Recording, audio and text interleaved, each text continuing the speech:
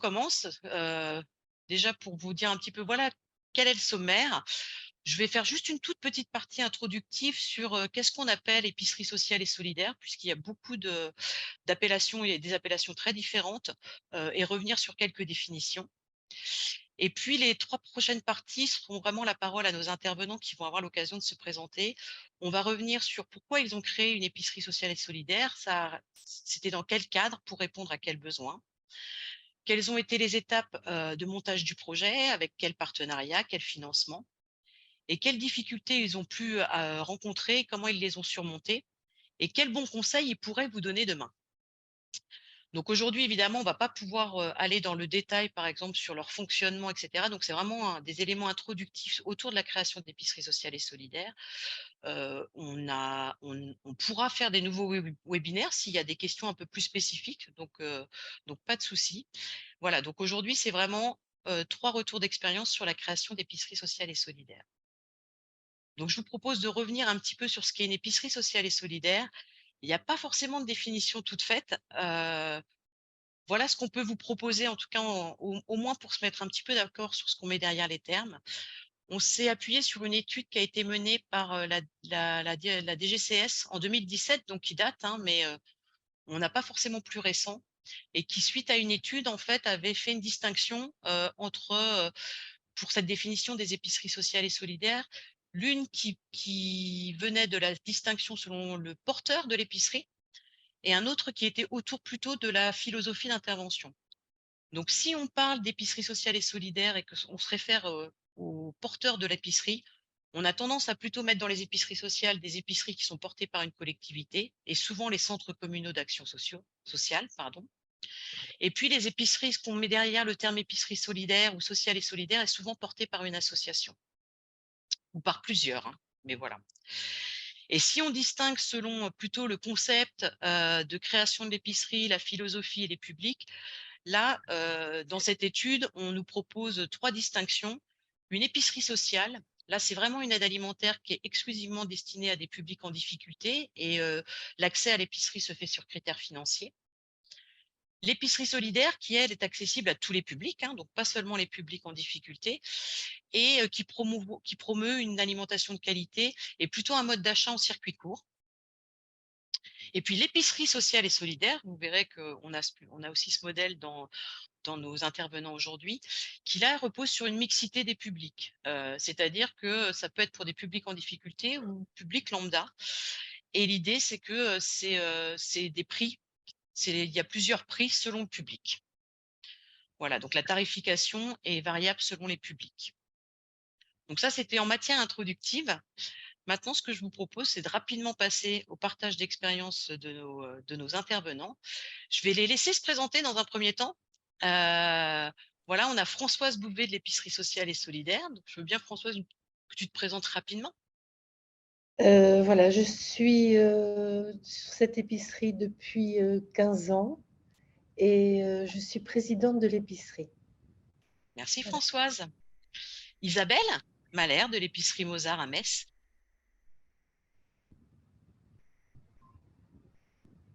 Le micro, Isabelle.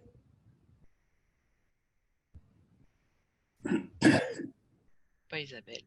Tout à l'heure, elle avait dit qu'elle avait un problème de micro. Oui. Isabelle. Ah, il est fermé, votre micro, Isabelle. Voilà. Ah, très bien. Oui, On vous entend. en fait, il est un peu autonome. D'accord.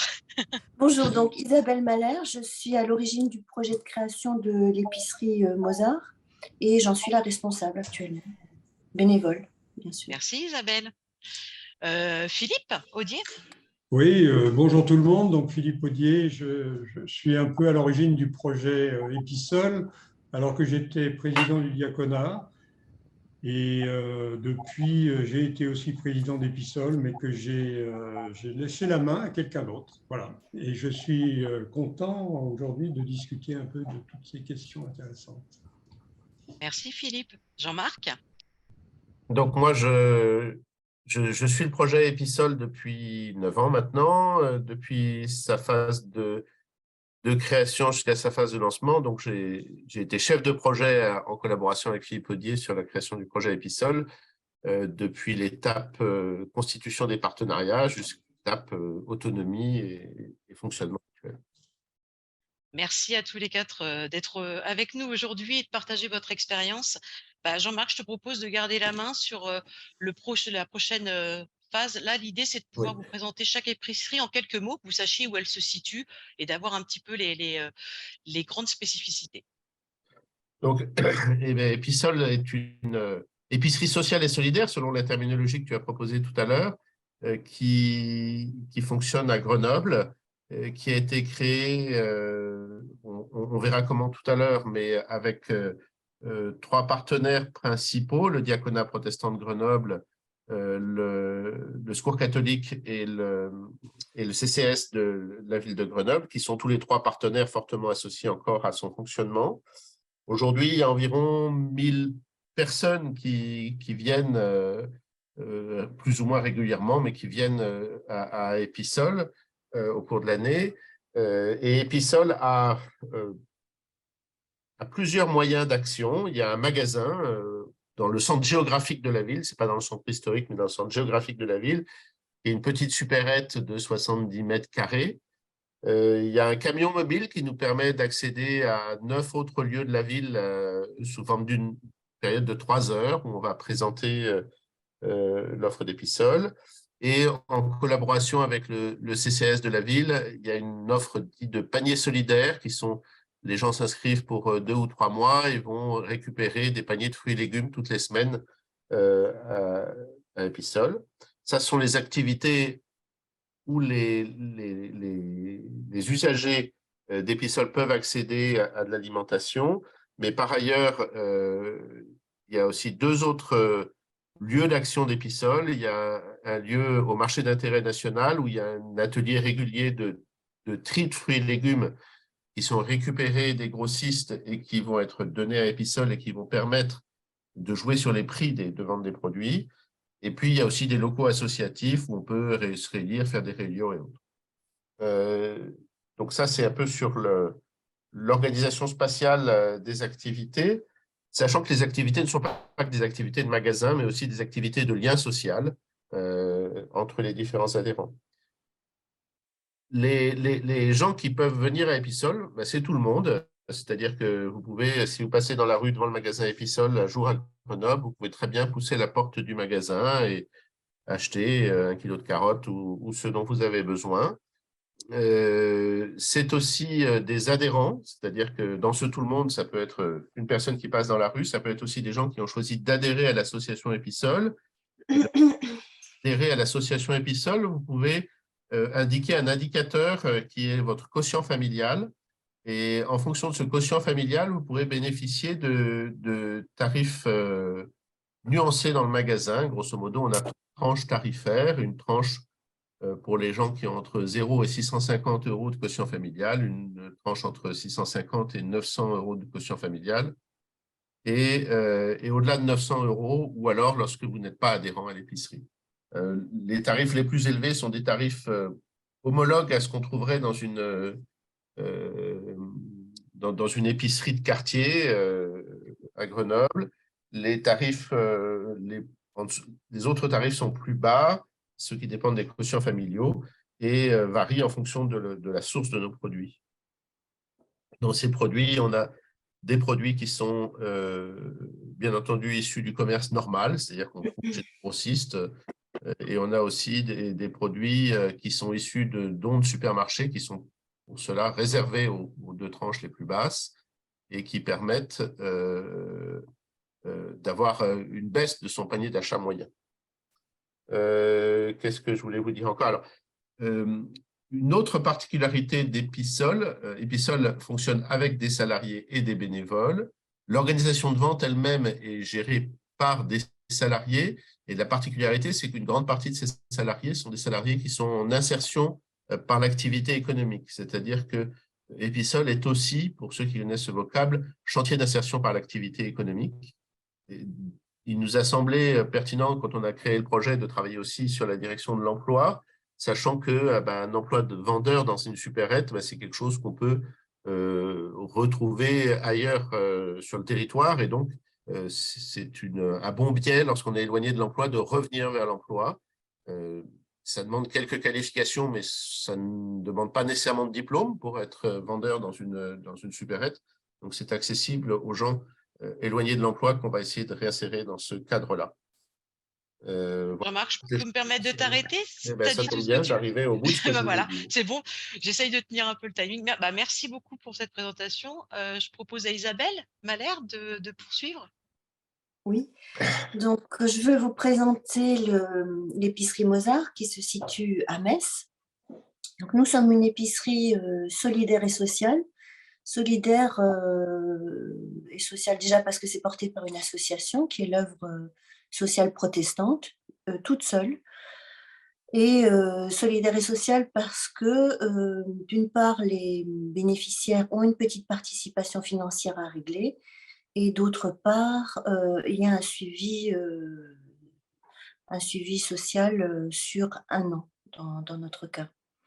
Alors l'épicerie est ouverte depuis 2015.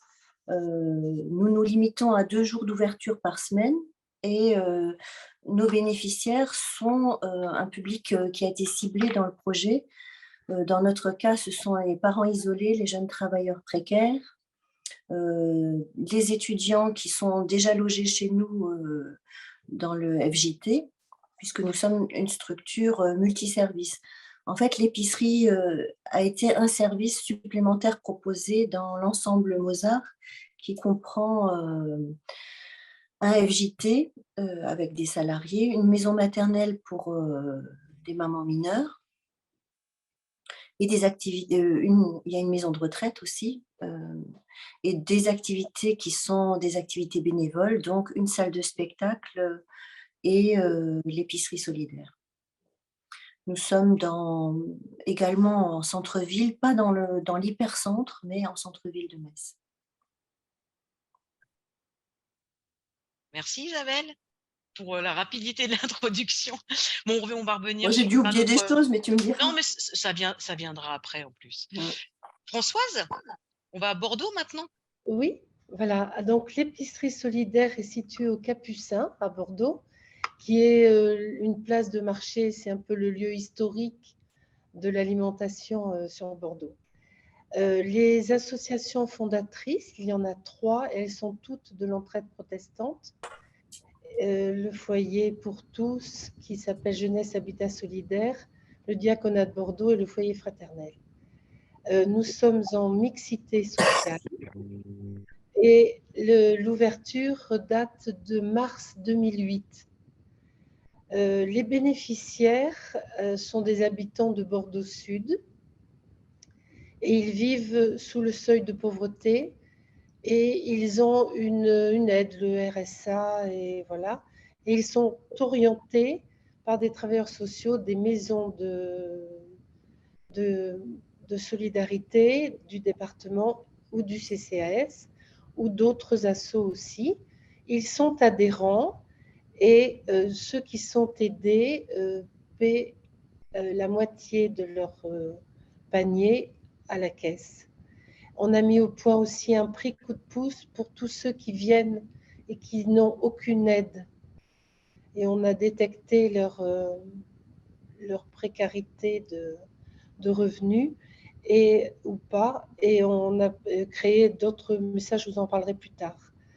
Nous avons 1000 familles adhérentes par an depuis le début. Ça oscille autour de 1000, qui correspond à 2500 personnes aidées. Et 800 à 850 de ces familles adhérentes sont aidées. Les autres viennent spontanément. Nous avons 3 salariés, une coordinatrice, une animatrice des ateliers et des bénévoles, une animatrice du magasin, le point accueil et vente. Et cette année, nous avons une étudiante en licence pro en alternance sur le thème de l'alimentation et de la santé. Nous avons aussi eu des services civiques quelques fois. Nous avons une centaine de bénévoles qui se répartissent sur l'année, qui restent quelques mois ou qui sont là depuis plusieurs années, mais on fonctionne avec un pool de 100 bénévoles. Nous sommes ouverts 7 demi-journées par semaine, des demi-journées de 3 heures ou 3 heures et demie. Et il y a des ateliers de cuisine, 2 par semaine. Une demi-journée est réservée au travail en équipe et une journée aux approvisionnements. Et occasionnellement, on a des ateliers de vermicompost, des gestes écologiques, de diététique, avec la maison départementale du diabète et de la santé, la nutrition. Et voilà, ça nous a valu le label de petite supérette éco-citoyenne. Voilà. Nous sommes espace de vie sociale avec 3 structures du quartier et nous appartenons à un groupement d'épiceries que nous avons créé il y a 4-5 ans qui s'appelle le GALAS en Gironde, le groupement des acteurs locaux de l'alimentation solidaire. Et ce GALAS a adhéré à l'UGES au niveau national. Voilà. Et nous avons un CA avec 3 collèges qui peuvent délibérer et dont un est le collège des représentants des adhérents. Et tous les 2 ans, nous avons des élections de ces représentants des adhérents. Voilà, ça c'est très important pour nous. Merci beaucoup Françoise. Voilà. Super. Donc, ce qu'on vous propose, c'est qu'en fait, on va passer en revue différentes questions, comme je vous l'ai indiqué au départ. Et pour chacune des questions, les trois épiceries, les représentants des 3 épiceries vont vous présenter, vous répondre à cette question. Ça vous permettra aussi de voir un petit peu la diversité de leur création. Donc, je propose de passer sur la première question, qui est une question assez essentielle. Pourquoi est-ce que vous avez voulu créer une épicerie sociale et solidaire?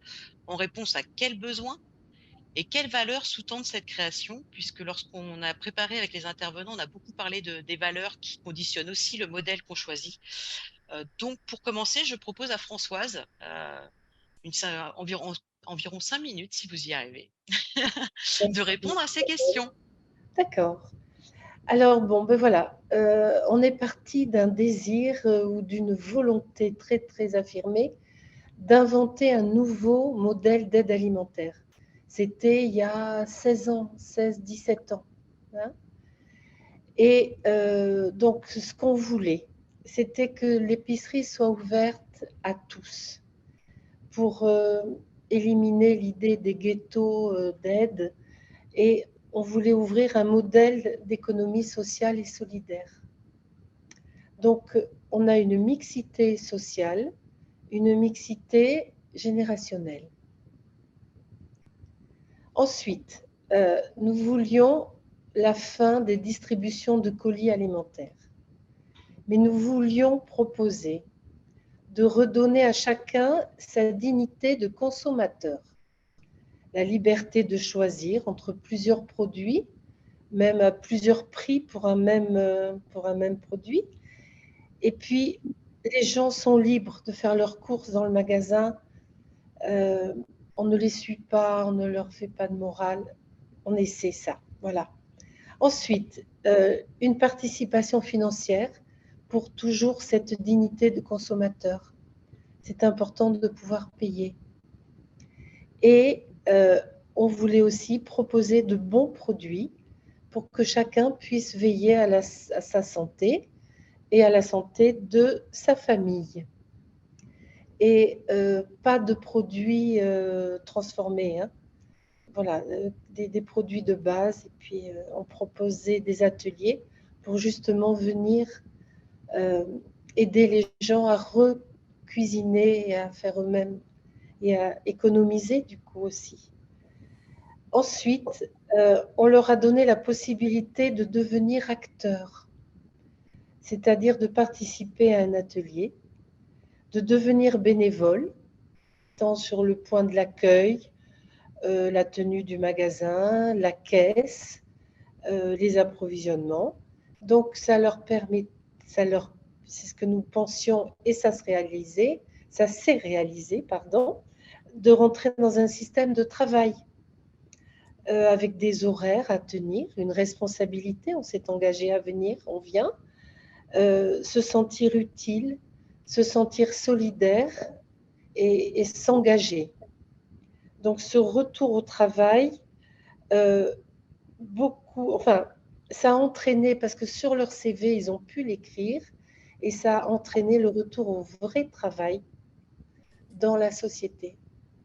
Et là, c'est un peu comme ça, on n'est pas une entreprise d'insertion, mais on a peut-être contribué un petit peu. Voilà. Et on travaille toujours à ce bénévolat qualifiant. On ne l'a pas encore établi complètement, mais on y travaille. Et je crois qu'on en a quelques résultats. Aliments, on voulait des aliments de qualité et à moindre coût, parce qu'on en avait marre de la malbouffe pour les plus précaires. Donc, c'est un vrai magasin, c'est la supérette dont on parlait tout à l'heure. Nous avons donc des produits de base, des viandes, poissons, surgelés, légumes, fruits, hygiène, entretien, mais pas d'alcool. Je Donc, me permets de vous, est-ce que juste la ligne, les valeurs, c'était de réduire l'écart social et de nous impliquer davantage dans la déclaration des droits de l'homme. D'accord, Voilà. belle valeur. Merci. Merci Françoise. Alors Philippe Audier d'Épisole, pourquoi avez-vous voulu créer cette épicerie Épisole et quels besoins et quelles valeurs? Bon, alors je vais essayer d'y répondre dans les 5 minutes, mais n'hésite pas à lever la main pour me dire que le temps est écoulé ou bientôt. D'accord. Donc voilà, c'est une vieille histoire qui ressemble un petit peu à celle de Bordeaux. En fait, il y a une distribution alimentaire qui existe depuis 50 ans à Grenoble et qui est dans un style très classique. Donc on vient chercher son colis et puis on s'en va. Et il y a cette distribution s'appelle l'échoppe, est très bien organisée. Ça fonctionne, ça roule, c'est parfait. Mais alors, on faisait de temps en temps des analyses de la pratique. Donc, on avait réuni l'ensemble des intervenants de l'échoppe. Et puis, pour avoir une vision extérieure, on avait invité quelqu'un d'ATD Carmonde. Alors bon, on fait notre tour de table, hein, puis après on demande au gars d'ATD Carmonde, qu'est-ce que vous pensez de ça, enfin, qu'est-ce que ça vous dit? Alors il a fait un grand sourire en disant, mais vous savez, ça ne sert à rien.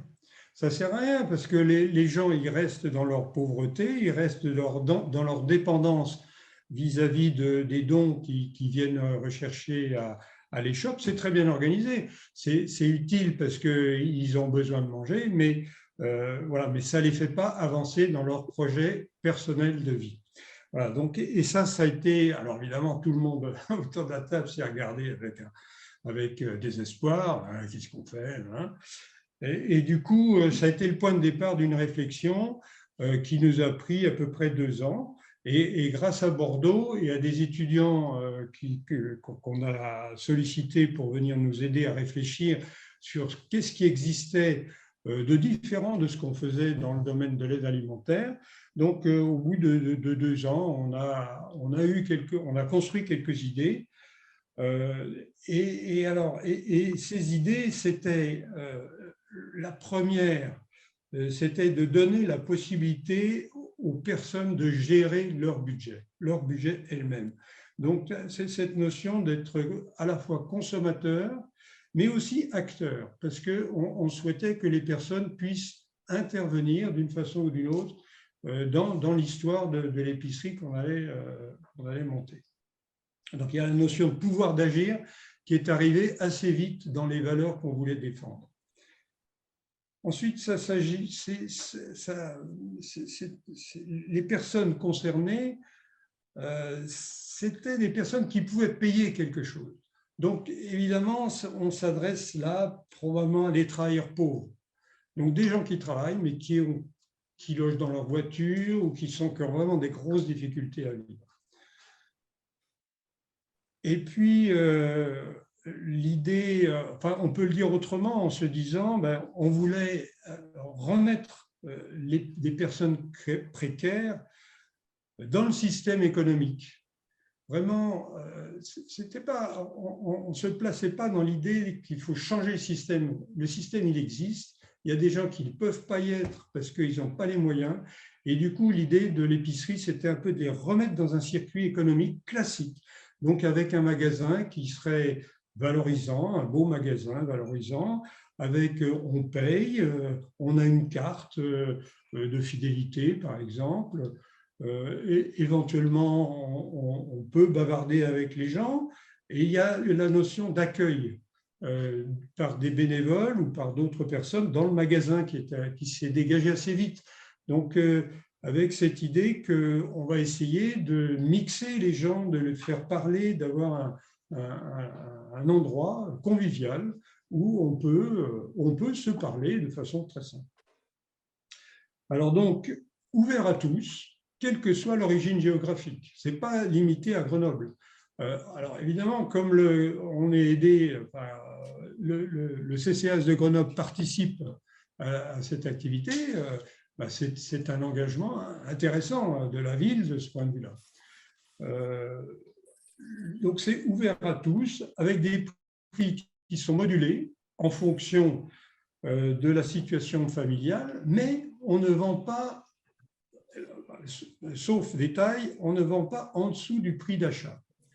Donc, l'aide, elle est limitée en majorité à 30%. Alors, Jean-Marc, on en reviendra là-dessus, expliquera un petit peu plus les choses en détail. Est-ce que Philippe, oui. 30 secondes, une minute pour finir? D'accord, une petite minute. Alors, le bien-être alimentaire, c'est une des valeurs essentielles que nous partageons avec d'autres. On a rajouté il y a quelque temps la lutte contre le gaspillage alimentaire. Et puis, comme Jean-Marc l'avait signalé tout à l'heure, l'insertion par l'activité économique de personnes qui sont très éloignées de l'emploi. Voilà.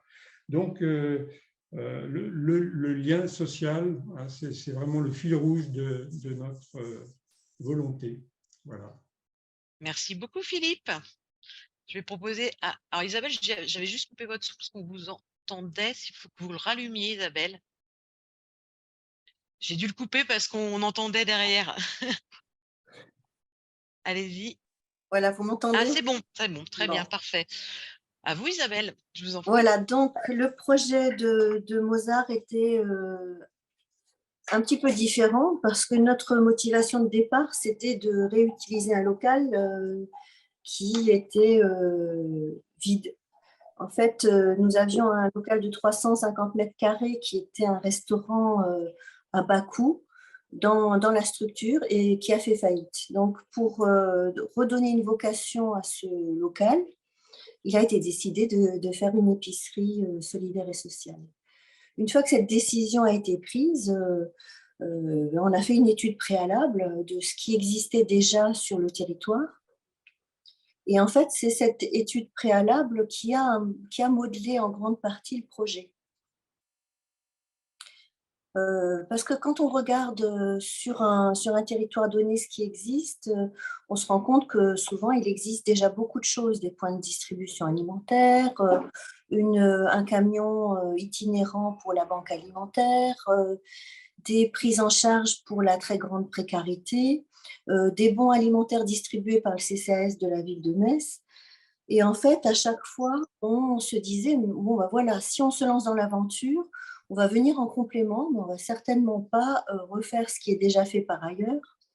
Et pourtant, on sait très bien qu'il y a des trous dans la raquette et que beaucoup de personnes, ponctuellement ou sur des périodes plus longues, ont besoin d'une aide sans y parvenir. Alors, notre projet était beaucoup plus modeste que les deux autres projets que vous entendez, parce qu'il a été décidé dès le départ que ce serait une action citoyenne, donc entièrement bénévole, qui ne demanderait pas de frais de fonctionnement à la structure, parce que tout simplement la structure n'avait pas les moyens d'accorder des frais de fonctionnement à une activité supplémentaire. Donc, avec ce dimensionnement-là, donc on a quand même une supérette jolie qui fait 140 ou presque 150 mètres carrés, où les gens viennent librement 2 fois par semaine faire leurs courses avec une participation financière. où ils peuvent avoir accès à un médecin, à une psychologue, mais qui sont tous bénévoles, et où on axe beaucoup l'encadrement sur une reprise de travail quand il n'y en a pas. Voilà. Donc, nous ne sommes pas dédiés à la grande précarité et notre public cible, ce sont des personnes qui rencontrent des difficultés momentanées. Hein.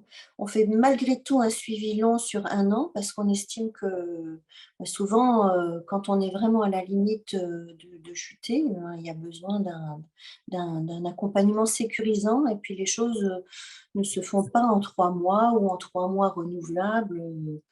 Voilà pourquoi on a choisi de faire comme ça. Donc ça, c'est le pour qui, le pourquoi, peut-être maintenant le comment. On a Alors le comment, estimé que on y passera après justement, Isabelle. après, Oui, c'est ça. Juste après, vous, en plus, vous serez la première à commencer, c'est comment avez-vous monté le projet? Donc très bien, donc je vous propose de le d'accord, garder donc pour la le suite. comment, je l'ai déjà un petit peu Oui, évoqué, c'est hein, pas donc grave, on un pourra le… local, une intention, un dimensionnement du projet, qui nous a un peu été imposé. Donc cette étude préalable a quand même pris un… excusez-moi, Isabelle, c'est juste la question d'après, donc je vous redonnerai la parole dans 3 minutes. Oh, très bien. D'accord? Parce que j'ai des commentaires. Alors, les intervenants peuvent aussi répondre sur les… J'ai juste des commentaires dans la discussion, donc je vous les partage avant de passer à la prochaine question. C'est Dominique qui dit: «Honteux cette réponse à Télé Carmonde. J'espère que ce n'est pas Emmanuel Altmaier». Et elle pose une question: «Pour les 3, vous êtes tous antérieurs au projet». J'imagine que c'est Territoire Zéro Chômeur, c'est ça, Dominique? TZCLD? Et êtes-vous dans les quartiers politiques de la ville? Si oui, quelle relation avec d'éventuels… Alors EBE, qu'est-ce que BE, Dominique? Vous pouvez ouvrir votre micro juste pour spécifier les questions. On vous entend pas. Ah, ça marche pas, Dominique. Non, Ouais. non, on vous entend pas. Je ne sais pas pourquoi. Ah, non. Je peux donner un élément de réponse? Oui, allez-y. C'était Oui, l'idée, hein, c'était de le… j'ai répondu directement à Dominique. D'accord. Euh, Mais c'est donc bien de partager avec tous pour le le coup. gars de la Télé Carmonde, je ne me souviens plus de son nom, mais ce n'était pas celui que Dominique mentionne. Son appréciation, c'était au 2e degré, évidemment. Hein. On comprend bien, c'était provocateur et sa provocation a été très efficace. Bon, les shops existent toujours, mais voilà, elle a déclenché une idée qu'on a suivie, et ça a été très positif à mon avis. Alors sur la question des quartiers prioritaires de la ville, c'est pas strictement, on est dans un quartier mixte. EBE, je ne sais pas ce que c'est. Entreprise à but d'emploi. Ah oui, d'accord, oui, mais donc c'est bien antérieur au territoire zéro chômeur de longue durée, et du coup, on n'est pas non plus associé à une EBE. Il y a un territoire zéro chômeur longue durée qui démarre à Échirolles, qui est pas loin de Grenoble. On a été contacté il y a quelque temps pour travailler sur un concept d'épicerie avec eux, mais ça n'a pas déclenché. D'accord. Voilà. Merci pour ces précisions, Philippe. J'espère que ça répond à la question de Dominique et ça permet de partager avec tout le monde. Si vous avez des réactions, des questions, n'hésitez pas à le mettre dans le fil de discussion. Comme là, dans le cas de Dominique, je les relais au fur et à mesure aux participants. Ou si vous avez une question très précise, n'hésitez pas à ouvrir le micro. On n'est pas très nombreux. Est-ce Je voudrais que… juste répondre que nous Oui, sommes, nous, en zone prioritaire. très bien. D'accord. Voilà, À Bordeaux. à Et Bordeaux. vous, Isabelle? Non, nous sommes dans un joli quartier impérial de la ville de Metz, pas d'aide particulière. D'accord. Et nos publics viennent de Metz et environ. Volontairement, c'est une zone de chalandise très large, puisque notre public est déjà très ciblé. D'accord. Très bien. Je vois pas de réaction. De toute façon, n'hésitez pas au fur et à mesure à mettre vos réactions dans la discussion et ça permet de… Après chaque question, on fera un temps de toute façon si vous avez besoin de clarification ou de poser certaines questions, n'hésitez pas. Je vous propose de passer au cœur du sujet. comment vous y êtes pris pour monter ce projet? Et là, Isabelle, je vais vous redonner la parole. Voilà, quelles ont été les étapes? Comment vous vous y êtes pris? Avec quel partenariat, quel financement, quels moyens? Voilà, monter un projet, ça prend combien de temps et comment on s'y prend, Isabelle, du côté de Metz? Ouais, c'est vraiment le montage de projet classique avec l'étude préalable qui doit être bien argumentée et qui va justifier enfin, qui va permettre les recherches de financement par la suite. Dans notre cas, ça a pris à peu près 11 mois, mais c'est normal que ça ait été relativement rapide puisque le projet était relativement simple et que nous étions seuls à le porter et que nous avions déjà le local, ce qui pose en général le plus de problèmes. Malgré tout, c'est un local avec beaucoup de mètres carrés qui nous a demandé, enfin qui nous a obligés à faire un permis de construire. Donc ça, c'est relativement complexe et un petit peu lourd à porter. Les recherches de financement, c'est la même chose, c'est relativement long et relativement compliqué, bien qu'on ait eu des partenaires tout à fait classiques. Hein, pour les financements publics, ça a été essentiellement le conseil départemental de la Moselle. On a eu une toute petite participation du CCAS de la ville qui nous a dit c'est pas du tout notre politique. Nous, soit on aide les personnes en direct, on donne des bons alimentaires, mais on ne soutient pas les créations d'épiceries solidaires. Bon. Donc après ça, on a recherché plutôt des financements d'entreprises. Le soutien, dans notre cas, c'est le financeur, c'est beaucoup la caisse d'épargne, parce que la caisse d'épargne dans le Grand Est soutient beaucoup d'associations. Donc, ils nous ont suivis. Et après ça, ça a été beaucoup des recherches de partenariats d'entreprises, des financements d'entreprises et des financements privés, soit des particuliers, soit des Rotary, des enfin des clubs services. Et dans le Grand Est, on a pu bénéficier d'un financement particulier par l'UEPAL, hein, puisque nous sommes affiliés à l'UEPAL, donc via le Vous pouvez culte nous du mois dire de ce qu'est Pan. l'UEPAL? Excusez-moi, je ne sais pas ce C'est qu'est l'Union l'UEPAL. des églises protestantes Alsace-Lorraine, Merci. du Grand Est. Donc voilà pour le financement. Les autres partenaires décisifs, ça a été des partenaires qui ont mis à disposition des bénévoles ou qui se sont mis dans ce qu'on appelle notre réseau de personnes ressources. C'est-à-dire qu'on a fait le tour de tous les Rotary de Metz, par exemple, pour leur dire, voilà, nous, on fait un suivi social des personnes et donc on va avoir besoin de vous dans des domaines très différents.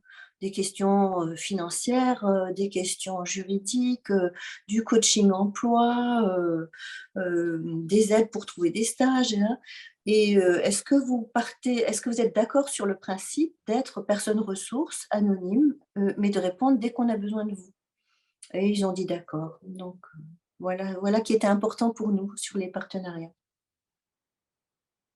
Et pour le reste, eh bien, c'est l'autofinancement de l'œuvre sociale protestante.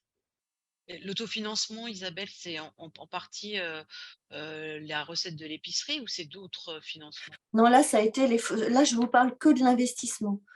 Sur le Ok. fonctionnement, c'est très simple. Sur le fonctionnement, on est parti du principe qu'il fallait être à l'équilibre, que c'était tout à fait jouable, tout à fait faisable.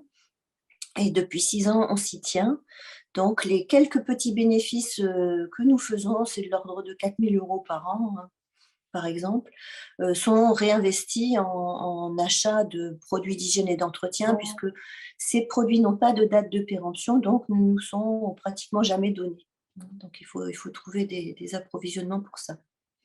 Pour le reste, en approvisionnement, nous étions partis sur un partenariat, sur une adhésion à la banque alimentaire. Et pour l'instant, c'est un partenariat qui connaît des difficultés, mais qui tient bon. Très bien. Vous voyez des choses à ajouter, Isabelle, sur cette Dans partie?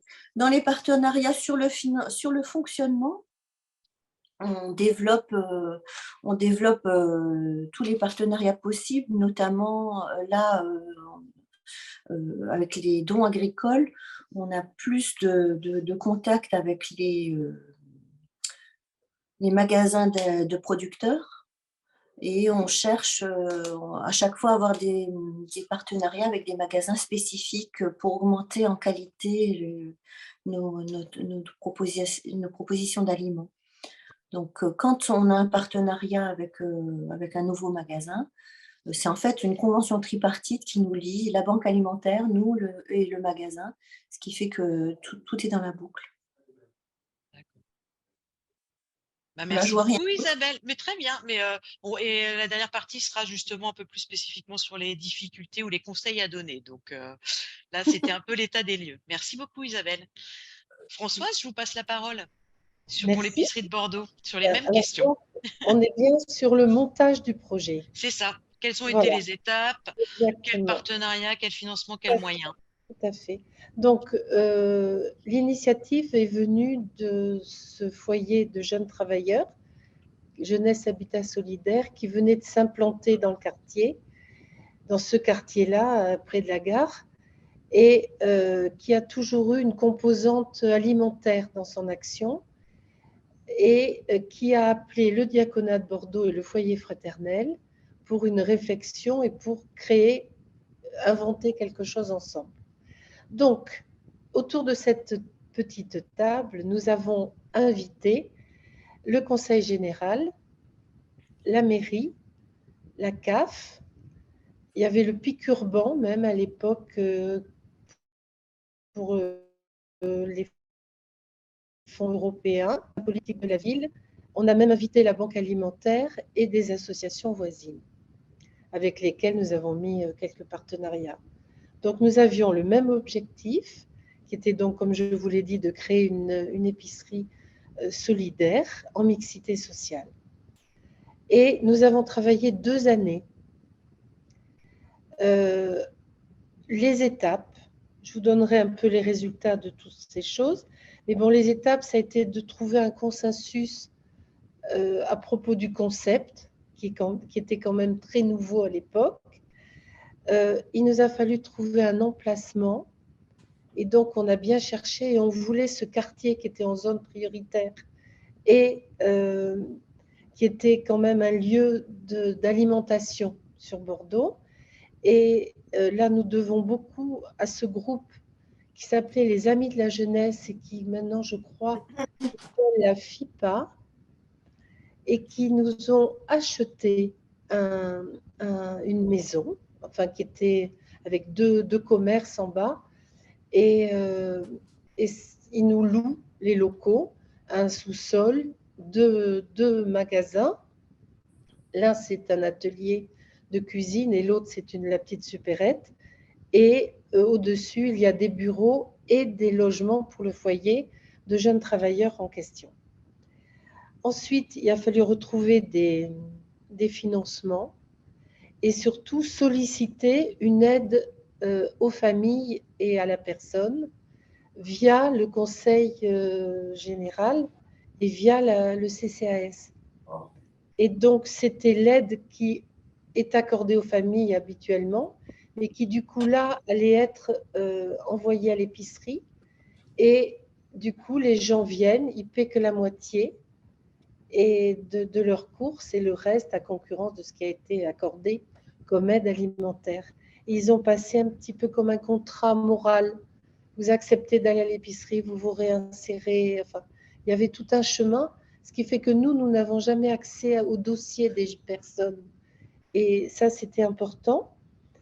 Il a fallu effectivement donc trouver un financement pour l'aménagement des locaux parce qu'ils n'étaient quand même pas adaptés, pour les salaires et les frais de fonctionnement et pour les fournisseurs à trouver. Donc, il a fallu travailler à cette viabilité du projet. Ensuite, il y a eu la question, enfin le temps des travaux justement pour les locaux, mais il y a eu les travaux aussi d'écriture des statuts, du règlement intérieur, les chartes. On a consulté les adhérents, enfin les habitants du quartier, pour savoir ce qu'ils espéraient trouver dans cette épicerie. Puis après, on a créé l'association. Voilà.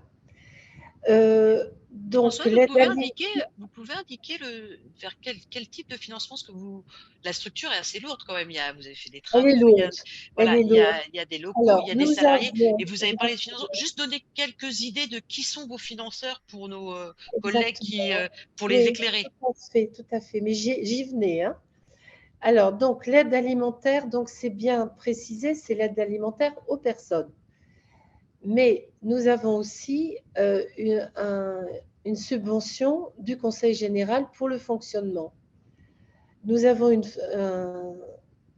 une subvention de la mairie. La CAF nous a agréé, enfin on a soutenu le dossier, on est donc devenu EVS, espace de vie sociale, donc nous avons aussi une aide tout le temps. Le Picurban, c'était pour l'investissement des locaux, hein. La préfecture, on a aussi une aide de la préfecture, mais on a eu aussi des emplois aidés au départ qui nous ont été proposés par la préfecture. La banque alimentaire nous a juste autorisé à nous servir en fruits et légumes une fois par semaine, mais c'est quand même très appréciable parce que la mixité sociale ne rentrait pas dans leur cadre. Et puis, nous avons trouvé des fondations qui nous aident depuis le début.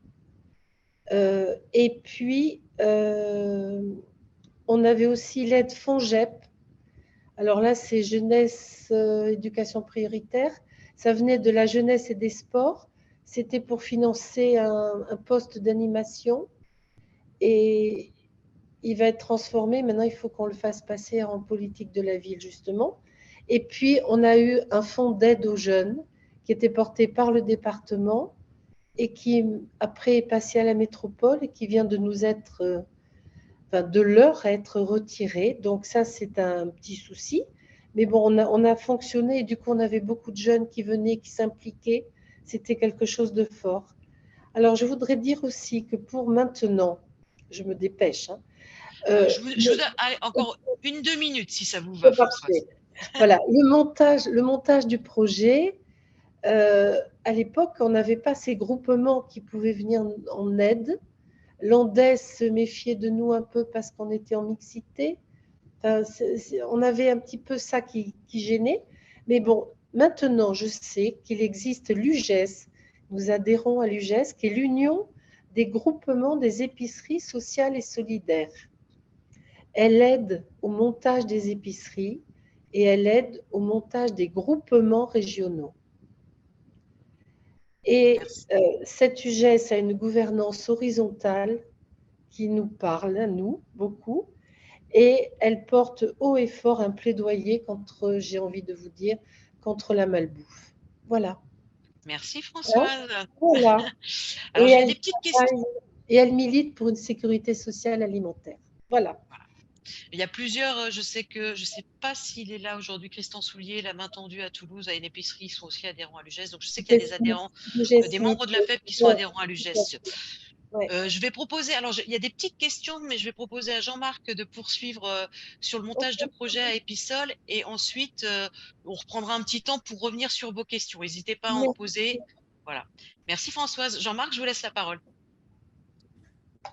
Le micro.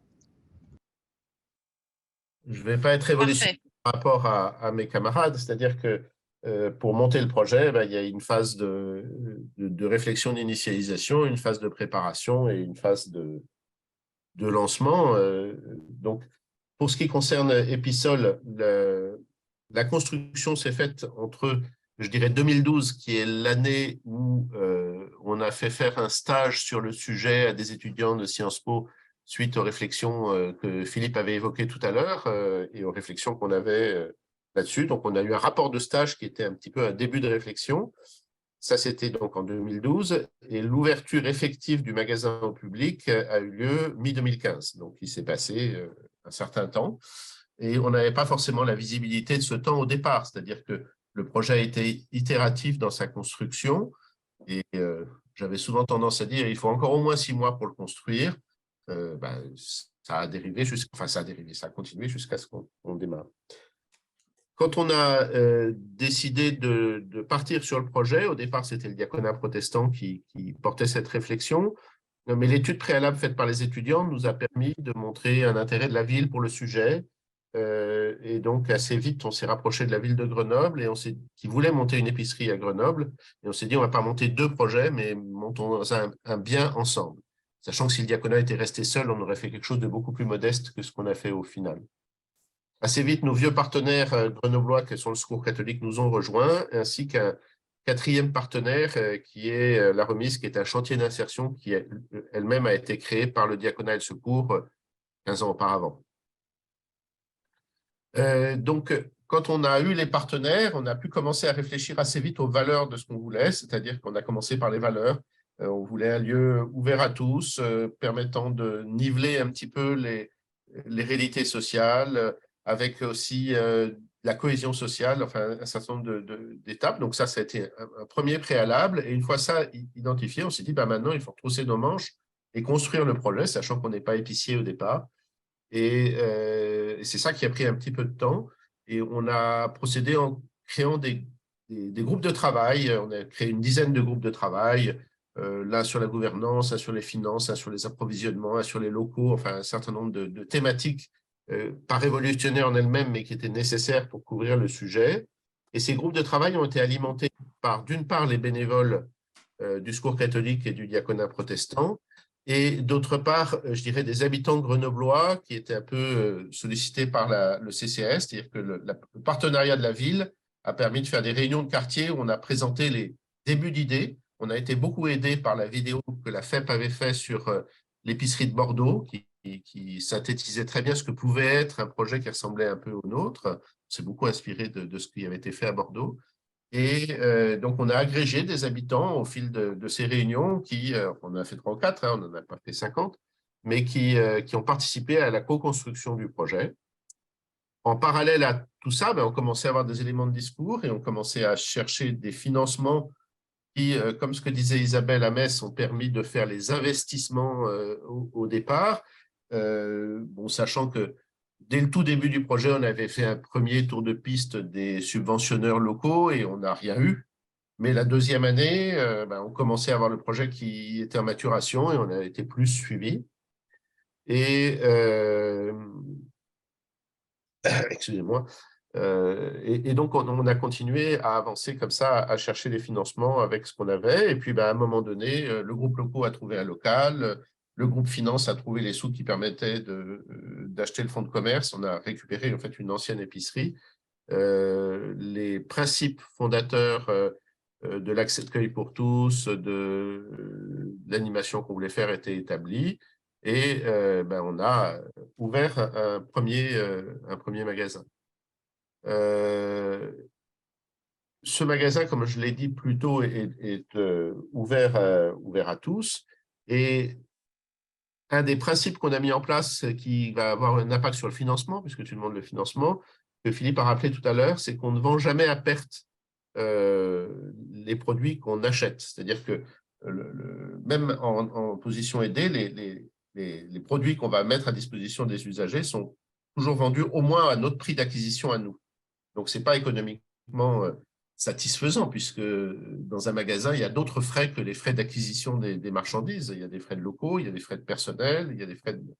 Et c'est là qu'on a développé un petit peu une notion que je qualifierais de mixité de solidarité, c'est-à-dire qu'il y a une solidarité par le fait d'acheter, il y a aussi une solidarité par l'institution, par des fondations. Donc, la ville de Grenoble participe, le département participe, la métro participe, ça c'est pour les subventionneurs publics, très modestement la région, mais on n'a pas une région extrêmement sociale en Rhône-Alpes-Auvergne-Bourgogne. Et on a aussi des fondations qui nous ont suivis, ou alors le Secours catholique en tant que tel aussi apporte sa contribution. Et puis des fondations qui ont pu aider soit dans des investissements, soit même sur des étapes un peu plus longues. L'acquisition du camion, je vous ai dit tout à l'heure qu'on avait une épicerie mobile, l'acquisition du camion a été financée par une fondation. L'acquisition de véhicules, enfin toutes ces différentes choses ont permis des financements. Donc on a un cofinancement cofinancement qui s'inscrit aussi dans la durée, c'est-à-dire que dans certains de nos partenaires, je pense à la ville de Grenoble, ce qui les intéresse là-dedans, c'est de faciliter l'accès à l'alimentation. Donc, on a développé la notion, en fait, en quelque sorte, de soutien alimentaire, c'est-à-dire que si j'achète un kilo de carottes à mon fournisseur 1 euro et que je le revends 1 euro, qui est le prix le plus bas que je peux vendre, puisque j'ai dit que dans certains cas, je le vendais sans marge, pour que ça fonctionne, eh ben, il manque 30 centimes. Donc, c'est ces 30 centimes qu'on va demander à la ville. Un autre exemple, lorsqu'on fait l'épicerie mobile, on va dans des quartiers, mais notre objectif n'est pas d'aller sur un marché et de vendre le plus possible. Elle est au contraire d'aller là où peu de monde vont.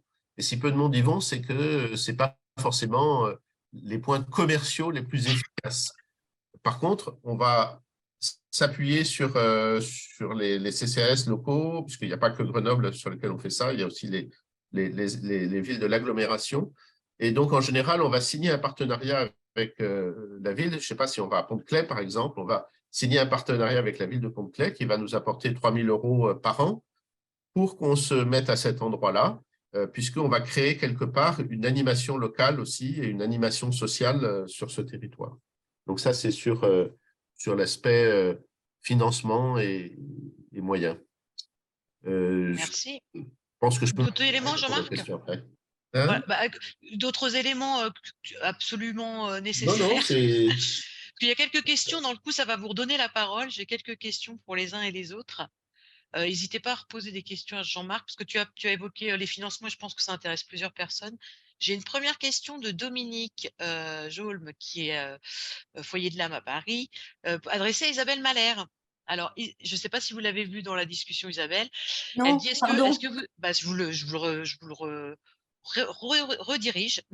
Est-ce que vous avez rencontré des soucis pour vous installer dans un quartier plutôt favorisé? Est-ce que vous n'avez pas eu des collectifs d'habitants qui pouvaient être contre l'ouverture de l'épicerie?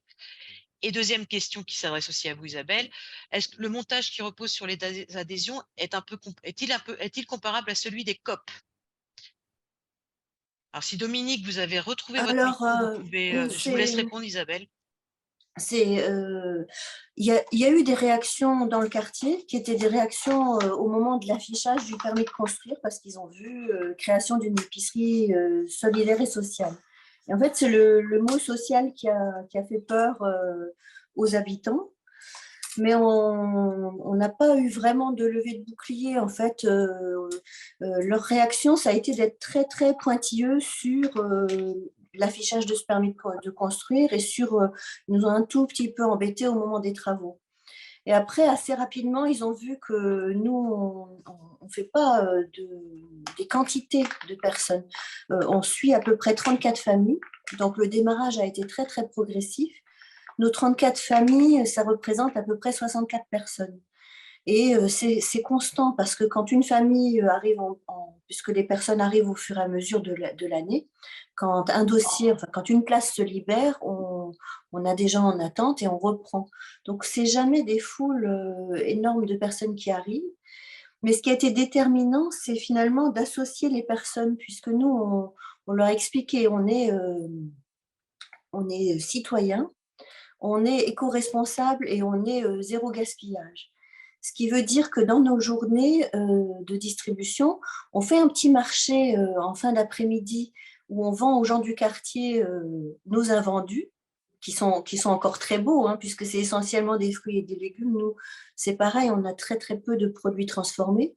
Et c'est sur les fruits et les légumes qu'on a les meilleurs tarifs, puisque, pour vous donner une idée de grandeur, c'est 80 centimes le kilo. Et avant ça, c'était 40 centimes. On a dû augmenter à cause des prix de l'énergie. Et pour le petit marché anti-gaspillage, les gens du quartier sont associés et apprécient énormément. Parce qu'en fait, ils payent un tout petit peu plus qu'en bas. Ils payent 1,40 € le kilo. Et c'est des jolis produits et ils se sont habitués. Donc, en fait, associer les gens du quartier, ça nous a fait énormément de bien. Isabelle, Est-ce une que autre j'ai question, je pense répondu à Dominique. Il y y avait sur la COP aussi. Dominique, est-ce que votre micro marche maintenant? Ouais, ça y est, je me Ah, suis super. connectée, je ne sais pas pourquoi. Ouais, merci beaucoup Isabelle pour ces précisions. Oui, parce que effectivement, associer, mais comment associer? Moi, j'ai eu un cruel échec de montage de centre d'accueil de jour, là, dans un quartier un peu bobo, on va dire. Et effectivement, le terme social leur fait peur, quoi. Alors, effectivement, 34 familles, c'est pas beaucoup, ça fait pas beaucoup de circulation dans la ville. Et juste aussi pour, alors vis-à-vis je trouve ça important que le budget soit quand même, ça soit beaucoup sur l'adhésion des habitants. Et ça me fait un peu penser quand même au montage des coopératives, des épiceries coopératives, où les adhérents coopérateurs, en fin de compte, sont des gens qui à la fois participent au bénévolat, participent à l'achat aussi. Et ça, c'est chouette d'avoir construit ça, d'avoir appuyé le nombre d'adhérents. Merci Dominique. Alors, je continue la série des questions. Est-il possible de vendre des aliments donnés par la banque alimentaire, demande François. Oui, oui, bien sûr. Bien sûr, dès lors qu'on reste dans l'enveloppe de 10% du prix, que serait le prix normal. C'est le principe, et c'est là la grosse différence entre nos projets aux uns et aux autres, c'est que nous n'avons pas racheté de fonds de commerce, nous ne sommes pas considérés comme un magasin. Nous sommes considérés comme un magasin pour les contraintes en termes de sécurité incendie et évacuation. Pour les plans, nous avons dû répondre à tous les critères d'un EPR, accessible aux personnes à mobilité réduite. Mais dans notre fonctionnement, nous ne sommes pas considérés comme un magasin, mais comme un point de distribution alimentaire. D'accord. Alors, j'ai une autre question sur les financements de la personne de l'association La Mission à Toulouse qui demande à Françoise, qui a évoqué les partenariats sur les fondations, est-ce que vous pourriez apporter plus de précisions sur ces fondations? Et il y en a un autre qui est en lien aussi. Avez-vous l'expérience que la multiplication des partenariats contribue à sécuriser vos budgets? Parce qu'on est là à la fois sur les financements par les fondations, mais comment on sécurise ces budgets? Et est-ce que la multiplication des partenariats contribue à sécuriser vos budgets? Et est-ce que vous répondez à beaucoup d'appels à projets pour pouvoir financer? Ça s'adresse aux trois, hein, pour le coup, aux trois épiceries et aux 4 intervenants. François, je vous laisse répondre. Oui, les fondations qui nous ont aidés et qui nous aident encore, c'est la fondation Blanc-Ménil, qui est sur Paris et qui a été touchée par justement la responsabilisation des gens, le, le fait que les personnes consomment acteurs, qu'ils puissent être bénévoles, etc. Et l'autre, c'est une fondation Julienne Dumest, qui est une fondation qui aide des quantités de projets, elle aussi. Et alors, ils nous ont lâchés quand on allait bien, vraiment bien. Et puis là, avec l'inflation qui a déboulé, qui quand même chamboule beaucoup les choses, on leur a redemandé, on va redéposer un projet, oui, un appel. Donc oui, effectivement, il y a des appels à projets réguliers. Pour les fondations, c'est tous les ans, pour tous, pour tous les financements. Il faut redéposer des appels à projets. Oui. Et est-ce que dans les 3 structures, peut-être moins pour Isabelle, parce que je sais que c'est votre structure qui porte, il n'y a pas forcément il n'y a pas forcément un coportage, Oui, on mais est est-ce que obligé pour les d'être autres, oui, voilà. Mais là, il y avait une question qui était le fait qu'il y ait plusieurs partenariats. Jean-Marc, tu as évoqué tout à l'heure le fait d'être avec le Secours catholique, etc. Est-ce que chacun cherche des contributions cherche à financer, à trouver des financements pour Episol, ou il n'y a qu'une structure qui travaille sur ces budgets et trouver des financements? Alors, c'est Episol. Enfin, il y a 3 partenaires fondateurs qui sont, comme je l'ai dit, le Secours catholique, la ville de Grenoble et le diaconat, qui participent à la gouvernance, puisqu'ils ont un siège chacun au conseil d'administration. Il y a un collège des fondateurs et puis un collège des adhérents. Néanmoins, à part le Secours catholique, enfin si, le Secours catholique et le CCS apportent un financement récurrent, mais qui est modeste par rapport au budget, enfin pas si modeste, mais qui est modeste par rapport au budget. La multiplication des financeurs est une sécurité pour le système. Je réponds clairement oui. Je viens du monde industriel où c'est pareil, il vaut mieux être multi-client que monoclient, parce que quand on est monoclient, on est dépendant de son client. Quand on est multi-client, eh ben, on a plus de souplesse et on peut plus se reconfigurer si un client fait défaut. Ça nous est arrivé très concrètement au début d'Episol, puisqu'on avait un partenaire qui nous aidait à la hauteur de, je ne sais plus si c'était 10 ou 15 000 euros par an, qui était Emmaüs, qui soutenait le projet.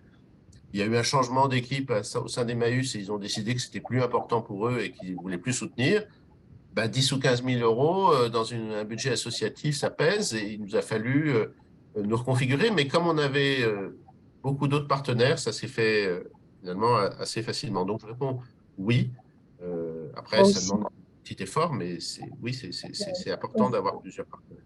Oui, moi, je voudrais rajouter que la contrepartie de ça, j'approuve totalement ce que vient de dire Jean-Marc, mais la contrepartie, c'est qu'il faut vraiment suivre les dossiers. Et ça ne peut se faire que par des permanents. Et du coup, ça change l'économie globale du système. Et à Episol, il y a des salariés, et notamment, il y avait une salariée qui ne faisait que ça, pratiquement. Enfin, et c'était vital pour l'association, ça l'est toujours. Donc voilà, moi j'ai été très surpris de constater que l'épicerie Mozart, elle ne fonctionne qu'avec des bénévoles. Donc je trouve que c'est très intéressant parce qu'on voit qu'il y a différents modèles. Il y a des modèles dans lesquels c'est indispensable d'avoir du salariat, et puis il y en a d'autres qui arrivent, mais qui sont peut-être des plus petites structures qui fonctionnent uniquement avec des bénévoles. Tant que j'ai la parole, il y a une question qui m'intéresse beaucoup, c'est le terme social fait peur. Alors ça, nous l'avons vécu aussi bien avec nos partenaires, ils ne voulaient pas qu'on mette social, mais c'est vrai et ça serait très intéressant de creuser un petit peu qu'est-ce qu'il y a derrière et comment on arrive à contourner ça. Philippe, pour le coup, je suggère qu'avec Jean-Marc, vous gardiez la parole parce que, alors n'hésitez pas à continuer à poser vos questions sur la discussion. C'est vrai que ça fluidifie les échanges, donc ça permet de pas rater vos questions. Et je vous propose de passer à la dernière partie. Justement, on a commencé un peu à les évoquer quand vous parliez de le terme social fait peur. Alors Françoise, je crois que votre micro, quand il est ouvert, ça fait des petits sons. Je vous désactive. Oui. Je sais pas, il y a une petite. On vous le remettrai quand vous prendrez la parole. Donc là, je vais demander justement à nos intervenants de revenir un petit peu sur quelles ont été les difficultés. Vous les avez parfois mentionnées, hein, et comment vous êtes parvenus à les surmonter. Et si vous aviez surtout un ou des conseils à donner demain à des personnes qui veulent se lancer, quels conseils vous pourriez donner ou quel point de vigilance pour les aider dans le montage d'une épicerie sociale et solidaire? Moi, je veux bien y aller et puis Allez-y.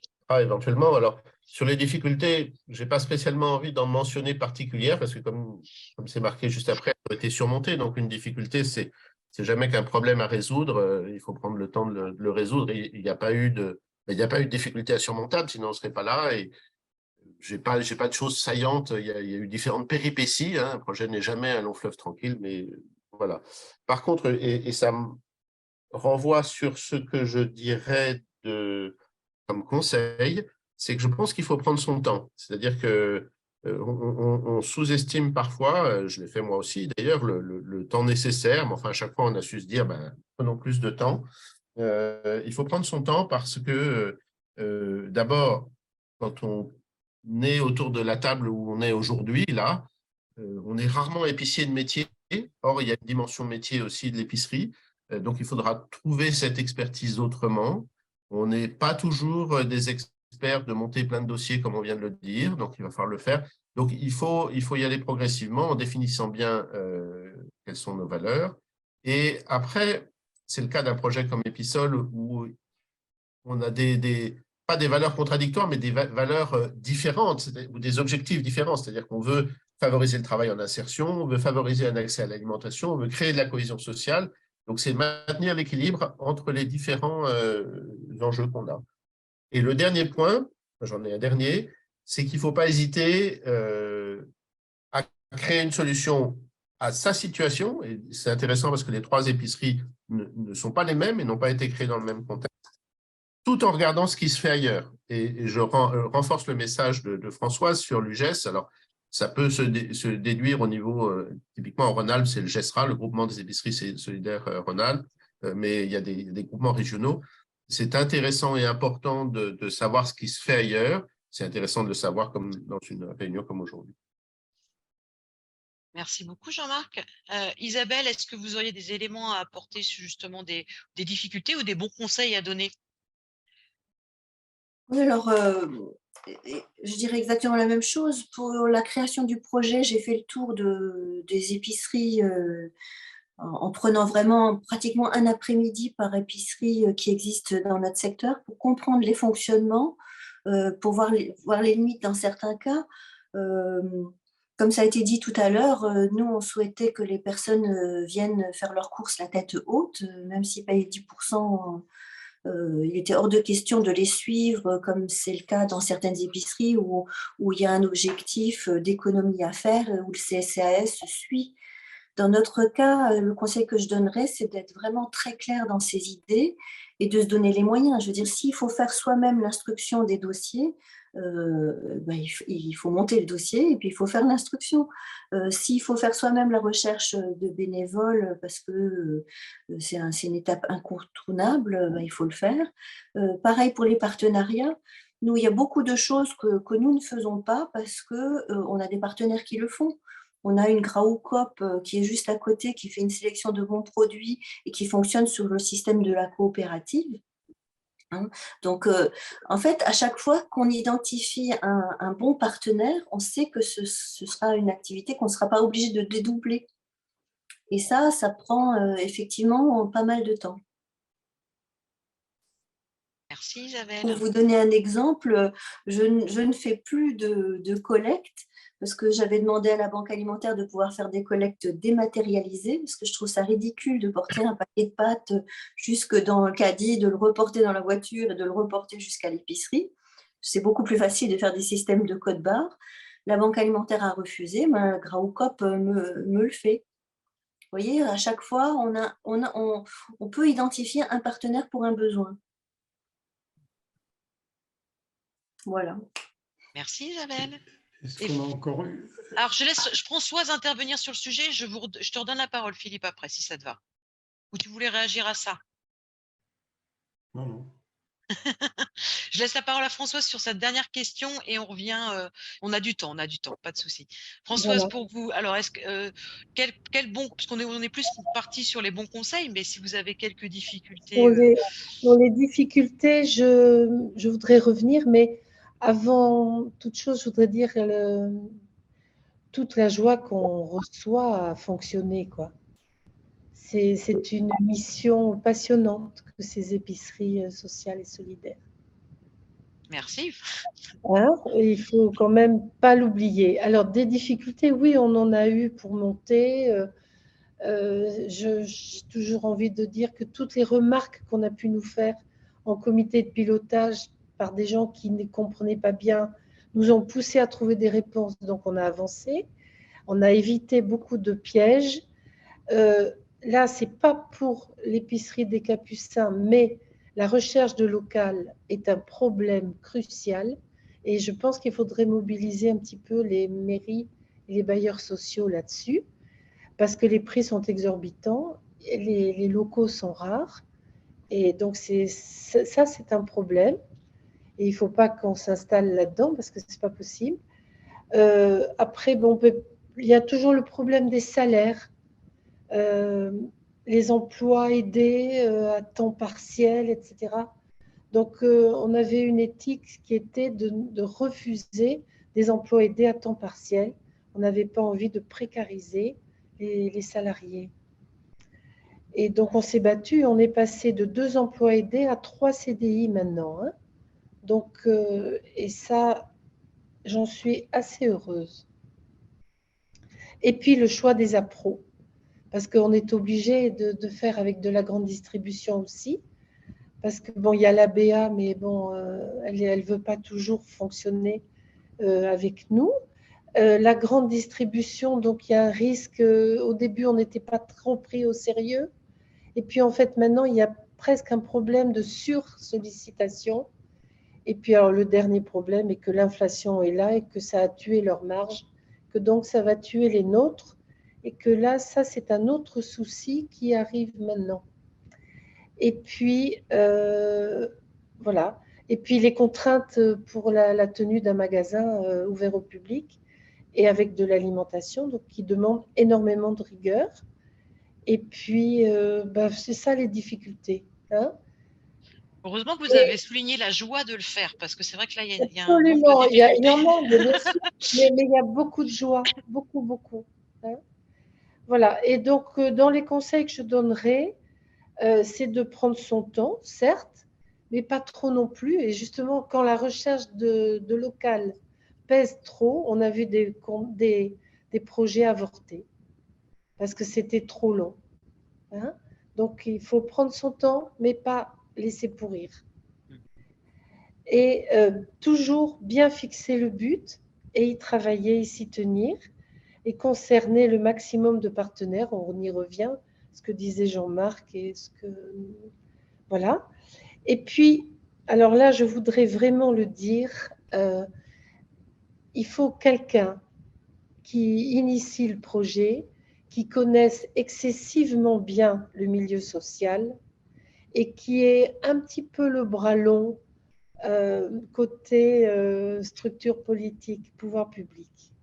Ça aide vraiment beaucoup. C'est pas moi qui avais ça, ça se sent et ça se voit. C'était la présidente du début, Anne-Marie Girardot, qui était bien impliquée et je reconnais qu'elle a fait avancer les choses et qu'elle avait excessivement bien ficelé le projet. Chaque fois qu'on reprend un statut ou autre, on se rend compte que ça avait été vraiment bien pensé. Donc voilà. Merci. Merci François. Je redonne la parole à Philippe qui voulait intervenir tout à l'heure. Oui, si on a une petite minute, moi je voudrais signaler une difficulté du terrain, parce que c'est important hein, de se rendre compte de quelques-unes des difficultés qu'on rencontre. On a dans le lot des choses que nous vendons, il y a des choses qui sont données, donc on les revend très bon marché. Et de fait, l'organisation, c'est l'organisation d'un self, hein, chacun est libre de choisir ses ingrédients, ce qu'il achète comme il veut.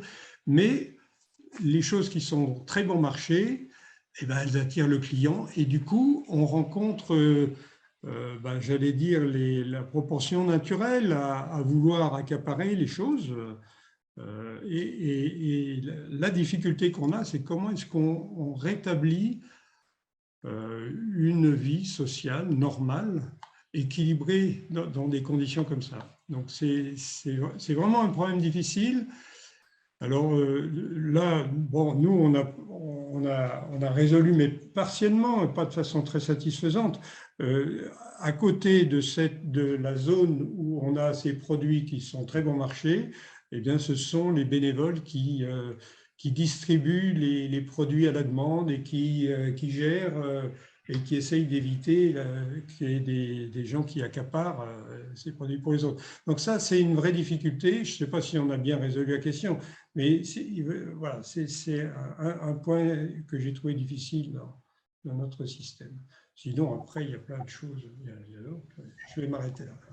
Merci Philippe. En fait, Isabelle, vous vouliez prendre la parole? oui, je laisse Isabelle. Je reviens. Le micro a éteint, Isabelle. Du coup, Françoise, après, je vous redonne la oui, parole. très bien. Isabelle, voilà, ça devrait marcher, allez-y. C'est fait? C'est D'accord. parfait. Donc, en fait, un tout petit conseil, ce serait aussi de tout faire avec beaucoup de souplesse. C'est-à-dire que, dans notre projet, en tout cas, une des valeurs ajoutées, c'est d'être souple, c'est de pouvoir s'ajuster. Et chaque fois qu'on fait un document, nous, on n'a pas eu à refaire nos statuts puisque l'œuvre sociale existe depuis 120 ans et est reconnue d'utilité publique depuis aussi longtemps. Donc, on n'a pas recréé de structure juridique. Mais dans les règlements intérieurs, dans le fonctionnement, dans un certain nombre de documents, qu'on donne à nos adhérents, à chaque fois, on note qu'en fin d'année, on se réserve le droit de réajuster ce règlement, de le modifier, parce que rien n'est écrit dans le marbre. Et puis, en plus, on se trompe, on se rend compte de difficultés au fur et à mesure. Et le fait de dire on reste réajustable dans notre fonctionnement, moi, ça m'a beaucoup aidée. Les difficultés que je découvrais au fur et à mesure, eh bien, à chaque fois, j'adaptais notre règlement, notre mode de sélection, notre public. C'est des petits ajustements, mais c'est bien utile. Bah, nécessaire quand, ce qu'on a évoqué au tout début, si on veut répondre aux vrais besoins, il faut aussi tenir compte des choses qu'on n'a peut-être pas vu venir ou qui sont Voilà, on ne différentes voit de ce qu'on jamais avait venir. imaginé. En fait, on ne voit pas venir les crises. Voilà, c'est ça. Merci Isabelle. Françoise, vous vouliez ajouter aussi quelque Et chose? Allez-y. j'adhère beaucoup à la souplesse dont parle Isabelle. Elle est nécessaire et vitale. Mais c'est surtout, je voulais répondre à Philippe, je crois qu'on a une notion de solidarité des adhérents à mettre un peu en place quand ils veulent prendre un peu tout ou autre. Alors on leur a demandé de ne pas prendre plus de 2 boîtes identiques chaque fois. Mmh. Et ils le comprennent. Voilà. Merci Voilà. beaucoup pour ce retour. On a un petit peu de temps, donc ce que je vous propose, je vais enlever le partage. Il nous reste 5 minutes. Donc si vous souhaitez prendre la parole pour questionner, ou réagir, à la présentation qui a été faite par nos 4 intervenants sur les 3 épiceries, n'hésitez pas, c'est le moment. En attendant que quelqu'un trouve quelque chose à dire, je vais aussi sur la souplesse. Il ne faut pas oublier que chacun de nos projets d'épicerie est original. C'est-à-dire que même si c'est très inspirant d'aller voir ce qui se passe ailleurs, après la construction est locale. Et donc, il n'existe pas de recette toute faite qui dit voilà ce qu'il faut faire pour faire une bonne épicerie. C'est un mélange de toutes ces expériences. Et je crois que la souplesse que mentionnait Isabelle est vitale. Alors je donne la parole à Florence et ensuite ce sera Dominique. Bonjour. Ce que je trouve extrêmement intéressant, c'est de faire participer les gens du quartier.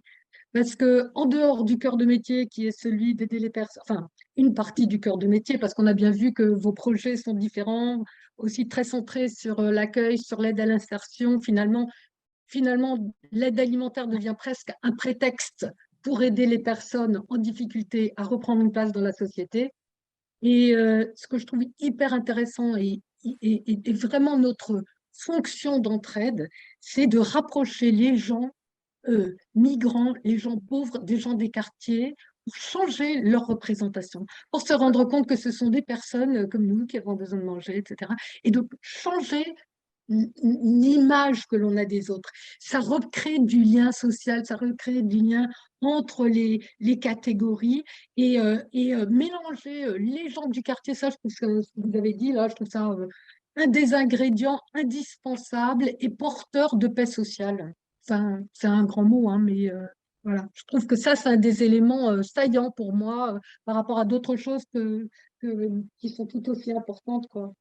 Mais ça va avec le social fait peur, quoi. D'Isabelle tout à l'heure. Merci Florence. Pour information, je vous ai mis dans la discussion 2 liens, un vers l'étude de la DGCS qu'on a mentionné au tout début et le lien vers aussi un guide qui a été créé par la Banque alimentaire pour créer son épicerie sociale et solidaire, qui peut être une bonne base aussi pour voir un petit peu tout ce à quoi il faut penser. Voilà, je l'ai mis dans la discussion, donc si vous cliquez dessus, ça va vous ouvrir le lien pour le conserver. Dominique, vous vouliez intervenir, mais vous avez enlevé la Je ne main. vais pas redire ce qu'a dit Florence, mais complètement, D'accord. je voulais insister sur cette importance d'être en relation avec le quartier. Et aussi, donc je regardais un peu parce que c'est Épissol, hein, c'est à Grenoble, vous êtes aussi en lien avec le retour à l'emploi. Enfin, vous avez aussi votre petite étiquette. Et tout ça, ça me semble. C'est pour ça que je trouve que effectivement, les actions, les projets là, qui sont menés dans les territoires zéro chômeur de longue durée sont importants parce que tout est un peu intriqué. Hein, et on crée les emplois pour les habitants du quartier. Ce n'est pas une entreprise qui vient de 600 km, qui débarque là dans un quartier et qui va embaucher. Et ça, je crois que c'est, pour revenir sur ce que disait Florence tout à l'heure, c'est vraiment un garant de lien social, de paix sociale, effectivement. Et je comprends, enfin, je ne comprends pas qu'il n'y ait pas plus d'élus qui comprennent un peu tout ça. Je ne parle pas pour mon quartier, parce que les élus sont tout à fait acquis à tout ça, mais voilà, on voit beaucoup de quartiers où on ne peut pas monter d'action sociale. Et je ne comprends pas la mixité sociale, pour moi, c'est la base. Je sais que il y a des tas de gens qui ont écrit là-dessus et contesté, mais je trouve vraiment que, comme dans l'habitat participatif, dans lequel je suis un peu, j'essaie de monter des choses, mais c'est la même chose. Dans l'habitat, dans la façon de travailler ensemble, dans la façon de faire ses courses dans une épicerie, eh bien oui, c'est bien que chacun paye en mesure de son quotient familial et qu'on se retrouve tous dans la même boutique. Enfin, les quelques. Chez nous, il y a une petite épicerie qui n'est pas associée, enfin, qui est un peu solidaire, comme ça, et je trouve qu'on a des relations magiques avec. Ah, Dominique, votre micro a été Ouais, coupé. je suis passée, j'ai Voilà. coupé mon micro parce que je parle trop, de toute façon. Donc, Voilà, bah, voilà. vous vous êtes auto-coupé. Ouais, c'est ça.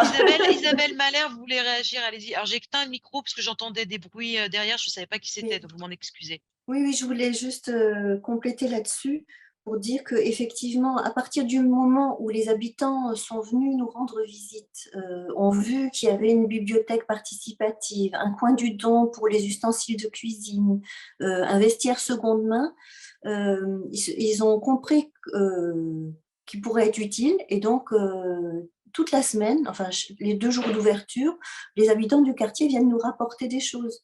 Des livres, des ustensiles de cuisine, des vêtements. Et c'est sur cette idée qui a aussi présidé à la façon de faire pour le lavoir solidaire, enfin la laverie solidaire qu'on ajoute. L'idée était de faire un seul équipement pour tout le monde, haut de gamme tout de suite, où les personnes qui peuvent payer le prix fort le payent, rendent la structure viable, et l'épicerie pourra avoir des lavages gratuits ou à très bas coût pour les bénéficiaires.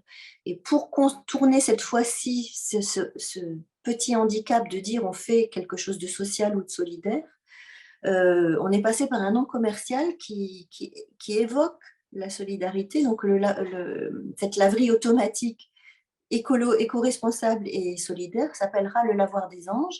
Ça permet de décliner, de dire voilà, un ange pour votre linge parce qu'on fait de la désinfection à l'ozone, un ange pour la planète parce qu'on est 0 rejet dans l'air, 0 rejet dans l'eau, et un ange pour les autres parce que 100% des gains sont reversés à toutes les activités de l'œuvre sociale protestante. Parfois, on contourne, mais c'est vrai qu'il y a tellement de greenwashing, rosewashing, qu'on ne peut pas tout de suite dire on est écolo et on est solidaire en même temps. Il faut faire la preuve.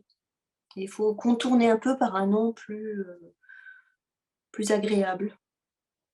Merci beaucoup, Isabelle. Alors, Jean-Marc, tu voulais intervenir, mais tu as déconnecté. Philippe aussi. Jean-Marc? Ah, Philippe, alors vas-y. Je ne sais pas lequel des deux. Vas-y, Jean-Marc. Bon, alors juste pour apporter, je ne sais pas ce que Philippe voulait dire, pour apporter une précision sur ce que disait Dominique tout à l'heure sur les élus, l'application des élus et autres. En fait, quand on a des projets comme ça, on l'a vu sur tous les projets à plusieurs dimensions. Pour nous, on va toucher au soutien alimentaire, on va toucher à la cohésion sociale, on va toucher à l'insertion par le travail. On est dans un système où tout ça, c'est dans des boîtes différentes. Donc, ce n'est pas les mêmes élus qui s'intéressent à tout ça. Donc, en fait, c'est aussi une force parce que ça permet de s'adresser à chacun des interlocuteurs et ça nous fait plus d'interlocuteurs à toucher. Mais les projets sont à la croisée de plusieurs chemins. Merci Jean-Marc pour la précision. Philippe? Oui, moi je voulais revenir sur l'implication dans les quartiers. Et c'est sûr que c'était une des préoccupations principales, enfin importantes pour Episol. Mais comment est-ce qu'on y a répondu? Alors, on y a répondu par deux voies. Il y a le magasin, qui est un centre de quartier où effectivement les gens du quartier c'était un commerce, mais ils sont revenus dans le commerce. Donc là, il y a vraiment une implication de quartier. Mais l'autre qui me paraît extrêmement intéressante, c'est l'épicerie mobile. Parce que là, on prépare le terrain avec le quartier. On va rencontrer les commerçants, on va rencontrer les habitants, les associations de quartier. Et on arrive comme ça à créer des personnes du quartier qui viennent à titre bénévole soutenir, aider